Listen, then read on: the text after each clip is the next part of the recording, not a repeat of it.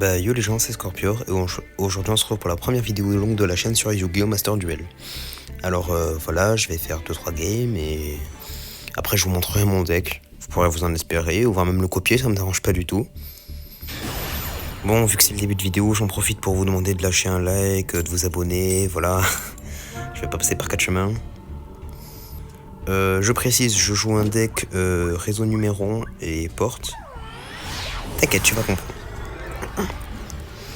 Alors, mon adversaire, il joue en premier, oui. Ok. Donc en gros, il y a cette carte qui va me permettre d'invoquer des monstres Xyz et ensuite de les sacrifier pour infliger d'autres dégâts à mon prochain tour. Lui qui... et ça, après, je dois l'utiliser pour invoquer un monstre qui a 10 000 d'attaque. C'est très très très fort. T'inquiète, tu vas comprendre. Alors, ce que je dois faire en premier d'abord, c'est poser ce monstre et utiliser son effet. Hop, comme ça, je le sacrifie. Bon, j'active à 2 chaînes. Et je pose le terrain depuis mon... Et je mets un terrain dans ma main depuis mon deck. Vous allez comprendre pourquoi je fais ça. Du coup, je le mets. Je suis content que mon adversaire n'ait pas de entrap, déjà, c'est bien.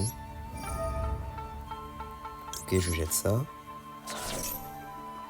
je fais pas de chaîne. Et là, je pose 4 monstres Xyz porte numéro. Donc, vous pouvez les poser comme vous voulez, ça change rien. C'est juste pour l'esthétique que je les mets comme ça, on va pas se mentir. C'est plutôt stylé. Hop. Et là, faut surtout pas poser un monstre. Parce que même si on peut en invoquer spécialement, parce que ça va annuler le fait que je puisse invoquer le numéro C1. Et ça serait dommage de pas pouvoir l'invoquer parce que c'est le but de la stratégie de base. Regardez-moi ce monstre magnifique. Hop. Et là, il bannit, slash détruit, parce que ça c'est son matériel X6, tous les monstres sur le terrain. Excusez-moi. Bon, pour la suite de la stratégie, je suis obligé de reposer un terrain. Même si, entre guillemets, je suis pas totalement obligé de le faire maintenant, mais... Ok, là je me retrouve un peu à nu contre l'adversaire. Mais je pense qu'il devrait pas être une trop grosse menace, étant donné qu'il a coup 3 quand même. Après, ça reste Yu-Gi-Oh! À tout moment, il lâche une dinguerie. Et vu que comme tout à l'heure, il a posé juste un monstre et voilà quoi, il l'attaque.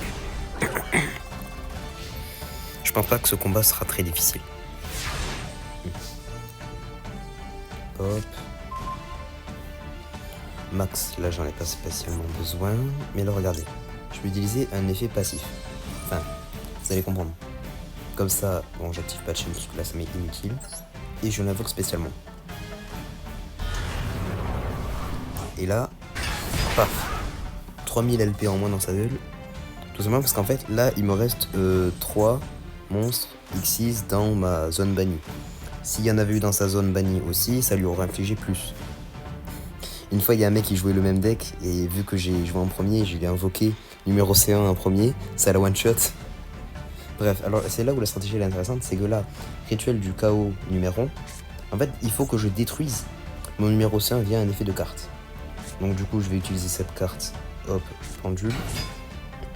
J'active son effet. Du coup, hop, je la détruis. Non, j'active pas de chaîne. Et hop, regardez, bon lui je peux l'activer mais parce que... T'inquiète, je vous expliquerai après un peu dans la partie où je présente mon deck les parties, l'utilité de mes cartes. Regarde, lui maintenant je peux l'utiliser. Du coup je l'active. Hop, du coup je sélectionne lui dans mon cimetière. Et les 4 premiers. Bon ça changerait un l'ordre entre guillemets mais... Vous allez voir comment ça claque. Hop, je l'invoque au centre parce que c'est beaucoup plus stylé. 10 000 dracs. Est-ce que c'est bon pour vous? Alors là, je peux détacher un matériel X6 pour détruire une carte. Pourquoi pas? Hop, je vais détacher lui. Non, j'active pas de chaîne parce que ça m'est inutile. Et je détruis cette carte. Hop, je passe en battle phase. Et voilà, directement, je le one-shot. C'est fini. Bon, maintenant que vous avez pu constater l'efficacité du deck, je vais faire une deuxième game. Si ça longue pas trop, après j'en ferai une troisième. Mais sinon, je vais directement présenter mon deck. Pour le moment, je joue que ce deck. Parce que, en fait, je vous explique. C'est pas mon premier compte Yu-Gi-Oh! Master Duel. Mais il y avait mon premier compte. En fait, j'avais commencé à jouer à Yu-Gi-Oh! Avec Duel Links. Et j'avais pas tout compris, je dois avouer. Mais Master Duel, je trouve c'est bien mieux pour apprendre. Et j'avais fait un peu de la merde avec mon premier compte. Du coup, j'en avais fait un deuxième et j'avais fait aussi fait de la merde. Et du coup, là, c'est mon troisième vrai compte. Voilà. Hop. Avec ce deck, soit tu prends pas de risque si tu joues en premier, soit tu prends le risque entre guillemets que l'autre pose des cartes qui peuvent t'annuler et tu joues en deuxième. Mais je préfère jouer en deuxième. Parce que comme ça, quand je pose mon C1000, enfin, mon premier. Mon C1 porte numéro, ça va bannir aussi ces cartes activées. Enfin, certes. Ouais, du coup, là, c'est le seul deck que je vais jouer en ce moment sur Yu-Gi-Oh! Master Duel. Mais je suis en train de me préparer un petit deck Dragon Pendule. Un petit deck Dragon Pendule, excusez-moi. Soit. Prépare tes cartes adversaires.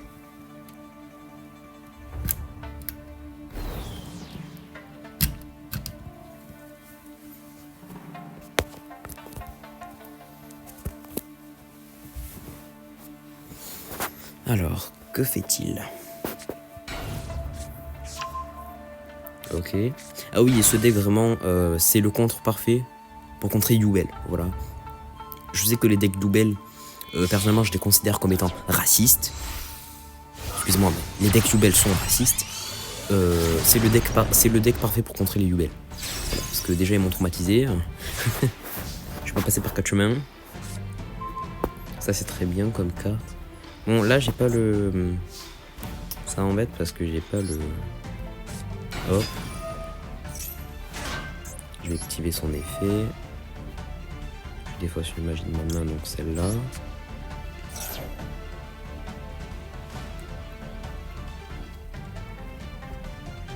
S'il a un trap, je vais pas de crâne.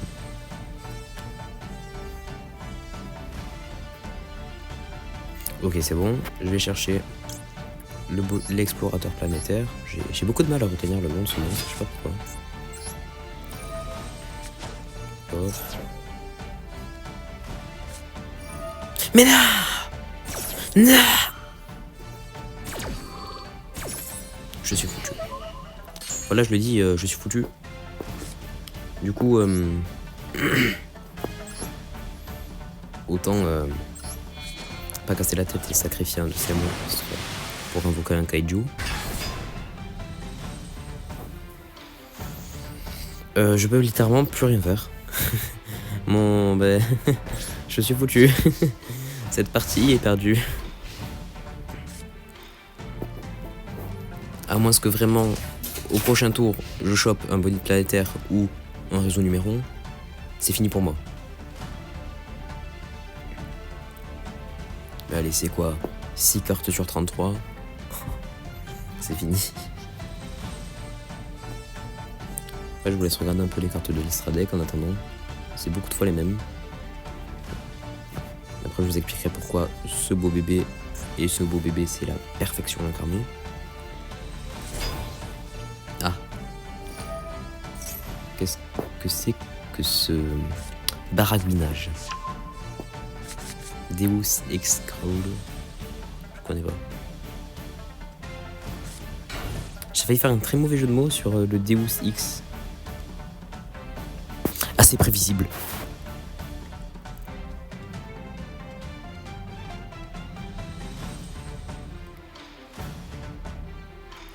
Vas-y, passe pas par 4 chemins, attaque.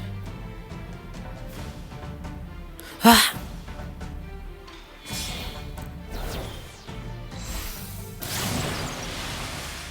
Ok. Je comprends pas les liens. Voilà, je vais l'avouer, les liens, c'est un truc qui m'échappe. Ça me dépasse.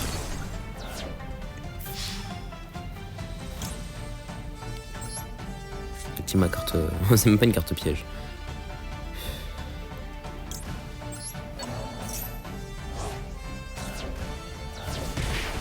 Voilà, ça fait mal, mais avec un peu de chance, je peux m'en sortir. Allez. Pitié, je pioche avec mon nez. Mais non.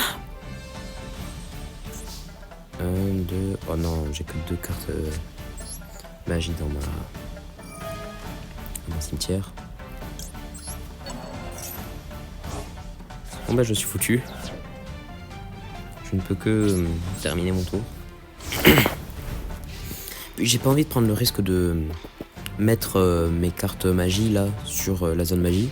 Parce que s'il a un truc, la carte là, le plus moche, je sais plus quoi là, qui détruit toutes les cartes magie et pièges dans la zone magie là, c'est dire que ma stratégie elle est foutue. Bon, après, celle-là j'aurais pu la poser pour bluffer et faire style c'est une carte piège, mais vas-y, je mange pas de ce pain.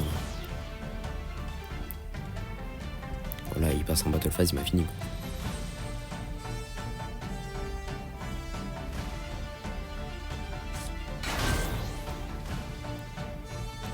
Pourquoi il sait qu'il peut me finir.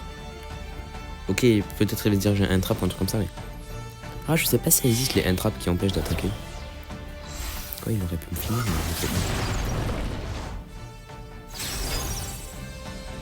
Ok, là il me fait plus de 6000. Ouais, c'est bon, vas-y, attaque. Passe pas par 4 chemins. Ah, voilà, enfin.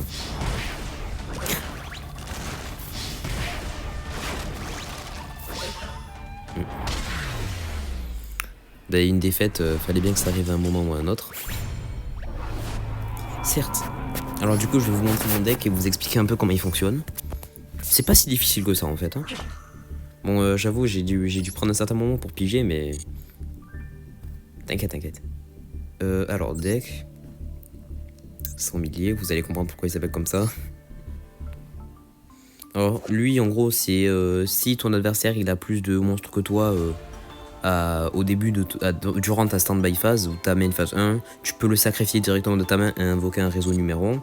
Rappelons-le, c'est cette carte magie. Après, tu as les max, vous savez, si votre adversaire il invoque spécialement des monstres pendant le tour, vous pouvez piocher une carte. Alors, cette carte, ça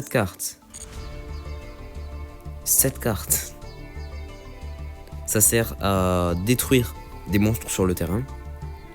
Cette carte, ça sert à, en gros, invoquer des monstres de niveau 4 ou moins. Spécialement, celle-là, c'est bien. Celle-là, on peut la sacrifier, comme vous l'avez vu, pour invoquer une magie de type terrain. Celle-là, c'est un kaiju. En gros, tu sacrifies, pour ceux qui savent pas, un kaiju, c'est... Tu sacrifies un monstre de ton adversaire et tu le places en position d'attaque sur ton terrain. Cette magie qui sert à envoyer une carte magie de ton deck à ton cimetière. Celle-là qui sert à aller chercher une magie assaut de l'air à part elle-même. Du coup, en l'occurrence, dans mon deck, j'ai Mecha Encre Veuve et Mecha Canon Requiem, que j'aime bien d'ailleurs, c'est assez puissant, je vous expliquerai après. Lui, ça sert à... Tout simplement, tu pioches une carte pour chaque monstre X6 sur ton terrain. Alors là, on va passer à un truc un peu plus compliqué. Déjà, pour jouer ça et ça, faut déjà avoir au moins une fois ça. Ça, premièrement, ça sert à... Si tu l'as pas dans ta main, et que ton adversaire... Non, que tu n'as 0 monstre sur ton terrain, tu peux défausser ça directement depuis ton deck pour invoquer 4 monstres X6 porte numéro. Donc celui-là, et celui-là. T'inquiète, tu vas comprendre.